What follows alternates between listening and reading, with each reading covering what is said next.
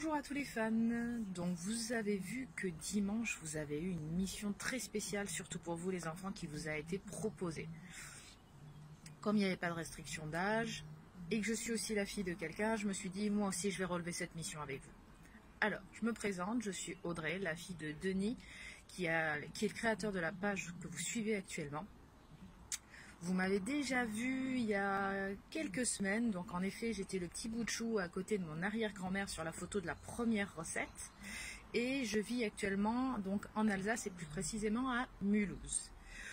Pourquoi je suis partie en Alsace? Certains vont tout de suite se demander, tout simplement si je devais quitter ma belle région du sud-ouest, il me fallait automatiquement une autre région où il y avait la nature, de la bonne cuisine et du vin. Donc automatiquement je suis arrivée en Alsace. Alors, on vous a demandé de dessiner un agneau. Pourquoi un agneau? Certains ont peut-être vu un petit peu dans les commentaires le nom de la recette. Ça paraît un petit peu barbare peut-être. Donc en effet, c'est une recette alsacienne. Donc, qui s'appelle le lamala, qui est plutôt appelé comme ça pour le Haut-Rhin, donc le sud de l'Alsace, ou le lamellé, donc plutôt pour le Bas-Rhin, la région au nord de l'Alsace. Qu'est-ce que ça veut dire? Ça veut dire petit agneau de Pâques, petit agneau pascal. C'est traditionnellement cuit en fait dans des moules en terre cuite et c'est une tradition de l'offrir au matin du jour de Pâques. Alors je vous montre normalement à quoi ça ressemble. Voilà. Et comme bien entendu, vous n'avez pas ces moules à la maison, le but du jeu était de quand même faire un agneau de Pâques et comme on dit, avec le système D, confinement oblige, on fait avec ce qu'on a. Vous allez aussi certainement vous demander pourquoi donc mon papa a choisi une recette alsacienne. Tout simplement déjà un petit peu en honneur de nos blouses blanches qui sont très très touchées ici en Alsace. Je peux vous l'assurer, je le vois quotidiennement avec des hélicoptères ou des choses comme ça.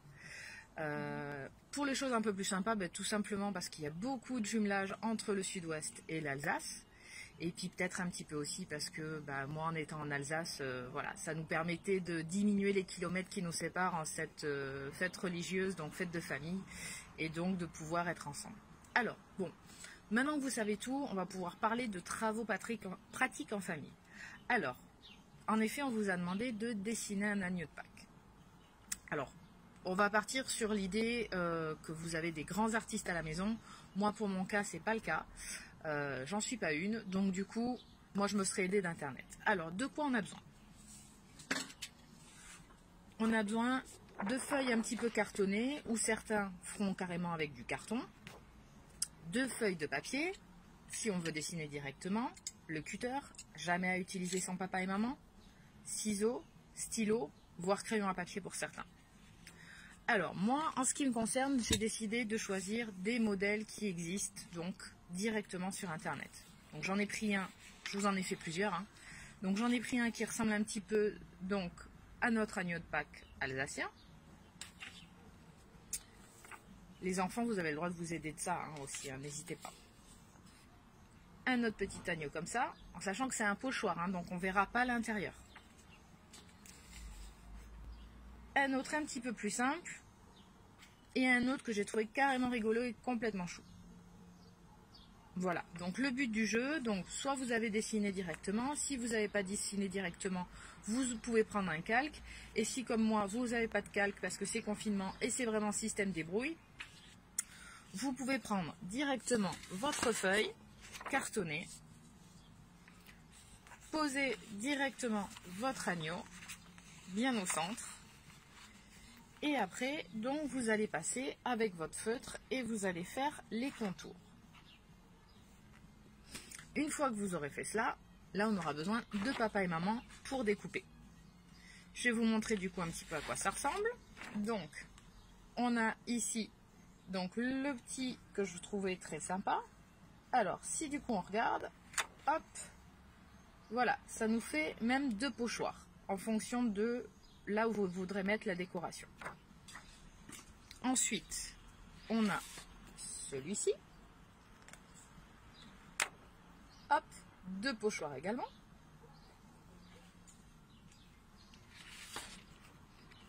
Celui-ci. également à nouveau 2 pochoirs. Et le dernier. Et voilà. J'espère que ce petit atelier vous a plu. Je compte sur vous pour être prêt pour demain à 18 h avec tous vos pochoirs. Je vous envoie plein de bises d'Alsace. Portez-vous bien.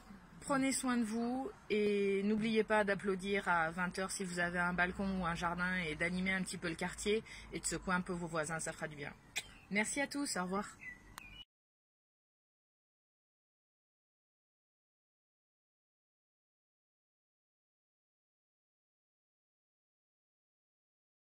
Alors c'est mercredi aujourd'hui, vous êtes prêts, que vous avez fait les petits pochoirs. Alors évidemment, c'est pas les pochoirs qu'a fait ma fille. Ma fille elle a fait ça bien, nous on a fait ça un petit peu rapidement. Donc voilà, mais enfin ça va marcher quand même. Et donc on a tout, on a les moules de près. Alors les moules, si vous avez un moule 23-24 cm c'est bien. Sinon là, ici j'ai pas de moule assez grand, donc je vais faire dans 2 petits.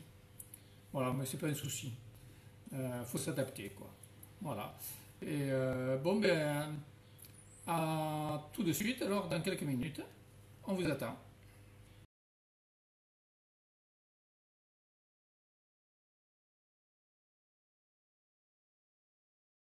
Voilà, j'ai allumé le four, vous entendez en même temps un petit peu le four. Alors là, c'est pas le four ménager, c'est le four professionnel.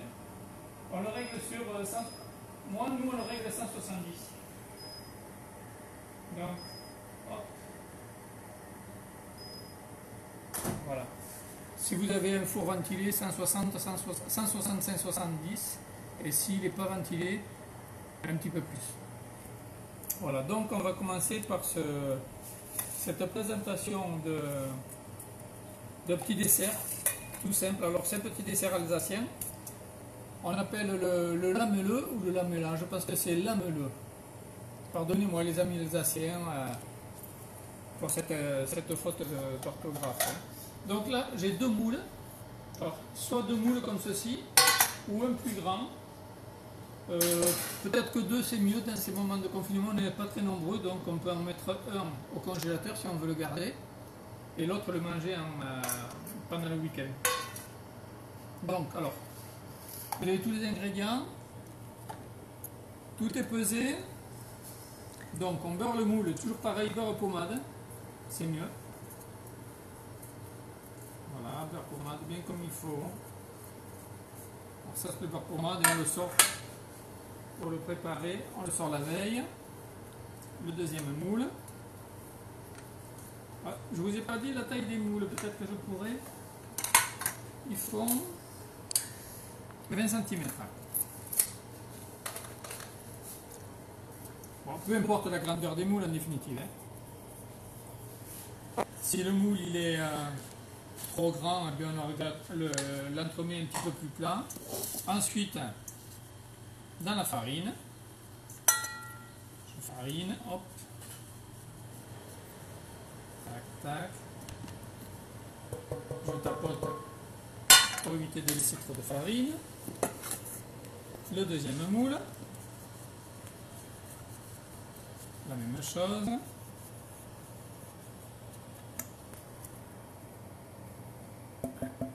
Pour ceux qui arrivent, j'ai beurré le moule. Voilà. Donc pour les personnes qui arrivent, apparemment il y a des personnes qui arrivent, donc j'ai beurré les moules avec le beurre pommade, vous voyez, beurre pommade, et ensuite farine. Et j'ai allumé le four à 160 degrés. 160 et 170 en fonction des fours. Donc là maintenant, alors je vais monter mes jaunes d'œufs, c'est 3 jaunes d'œufs, avec 150 g de sucre. Alors j'ai beau être au laboratoire, j'ai pris l'ustensile un petit peu l'ancien pour vous montrer que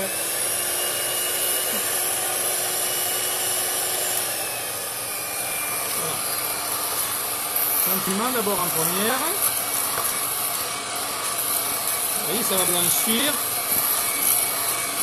Voilà, dès que c'est mélangé, on met un deuxième quand il y a 2 vitesses. Là il est l'ancien, il était à ma grand-mère, donc si vous voulez le marque, il tourne bien. Évidemment, si vous avez un petit batteur comme ça, c'est mieux. Mais sinon, vous faites à la main. Le fou à la main, c'est ça. Il faut reconnaître qu'avec le petit batteur, c'est très bien. Voilà. Ça double à peu près le volume.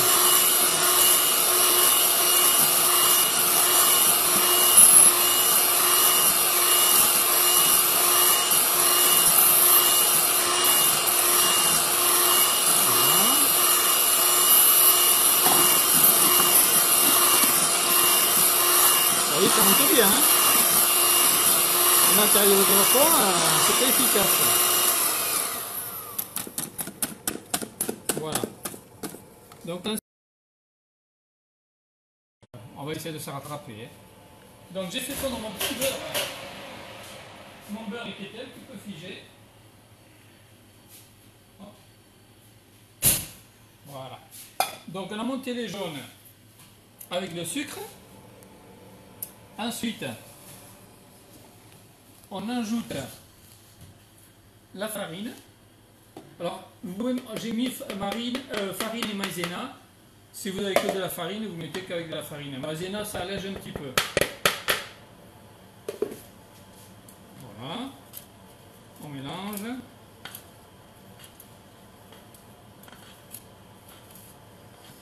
Gentiment.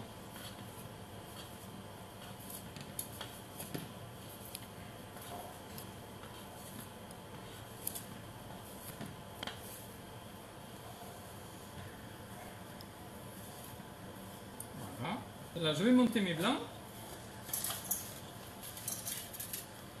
Je vérifie si les fouets sont bien bloqués. C'est bon. Et hop, c'est parti. Alors les blancs, le secret pour que les blancs montent bien, il faut qu'ils soient tempérés. Il ne faut pas les sortir du frigo. Hein. Toujours bien tempérés. Alors je tourne un petit peu, ça l'aide. Ça va aller un peu plus vite.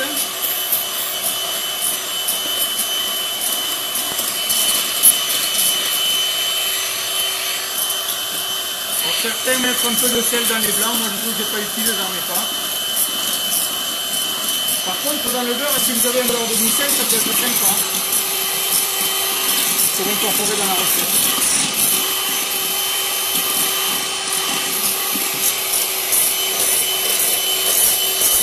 Allez, ça va, encore un peu. Vous comprenez que j'ai pas trop l'habitude de laver. Hein.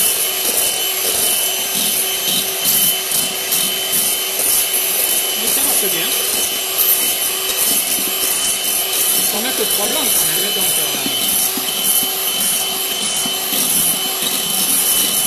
Voilà. Voilà, je crois qu'on n'ira pas plus loin. Donc j'arrête. Je retire les feuilles. Donc là, je vais la monter. Je vais les incorporer avec ma farine. Ou je peux mettre mon beurre d'abord.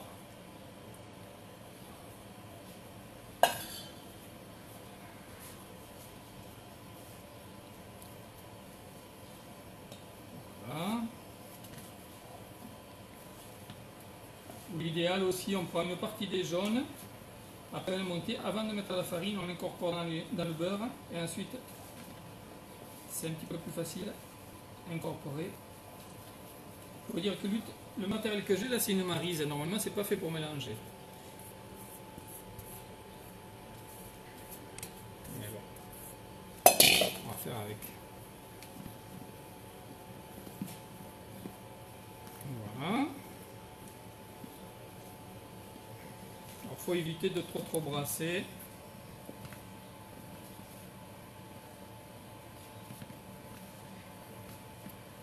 Les blancs, on aurait pu ajouter une partie du sucre pour les blancs.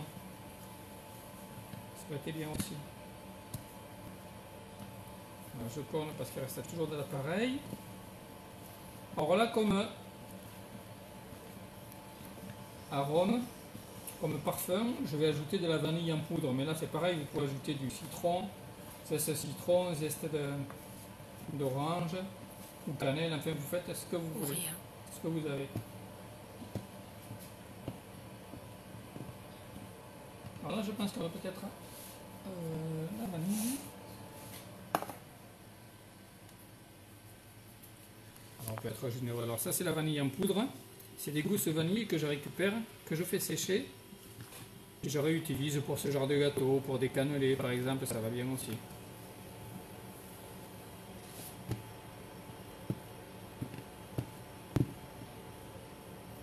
Voilà, hop, je mets dans le moule. Alors peu importe le moule, il faut faire aux 3/4. Peut-être que celui-ci va correspondre. Mais oui, très bien. Parfait.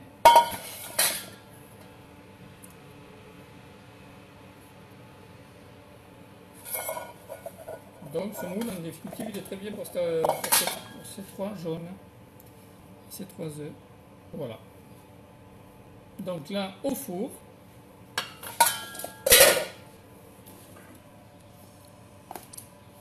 Pendant, je pense qu'il faut compter 30 minutes, regardez 30 minutes, mais je pense qu'il faut 40. Normalement il faut 40.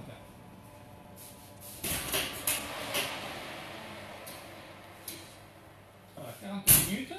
Je me lave les mains.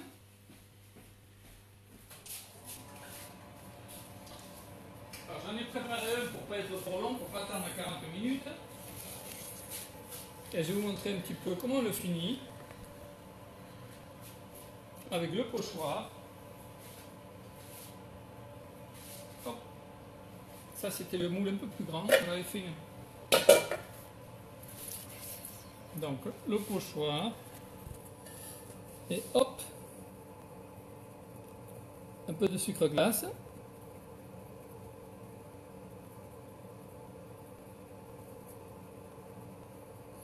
Alors là c'est une feuille de papier. Si vous avez un carton c'est mieux. Parce que quand on le retire, c'est toujours un peu compliqué avec le papier. Voilà.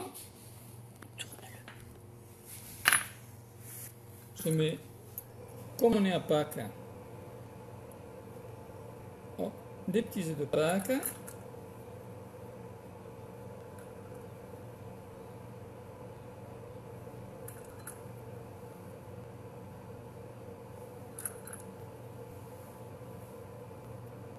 Voilà.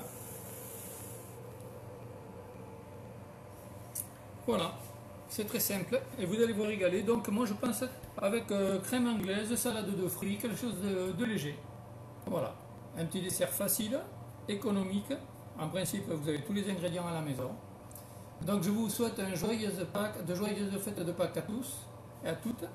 Et Merci au personnel. merci beaucoup et merci à tous les médecins, à tous les soignants, à tout le personnel qui s'occupe des hôpitaux pour le linge, pour l'entretien. Merci à tous et bonne fête malgré tout.